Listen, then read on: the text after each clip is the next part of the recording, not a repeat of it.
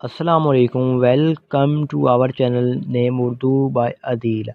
आज की इस वीडियो में हम बात करने वाले हैं अशाल नाम के मुतल्लक।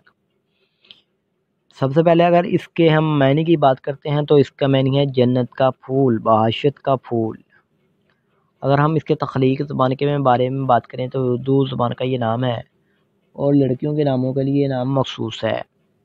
अगर हम इसके लकी नंबर की बात करें तो इसका लकी नंबर 5 माना जाता है और इसके मज़ाहिब की बात करें तो ये मुस्लिम नाम है। अगर हम इनके हामी नंबर की बात करें तो 6, 15 और 24 हैं।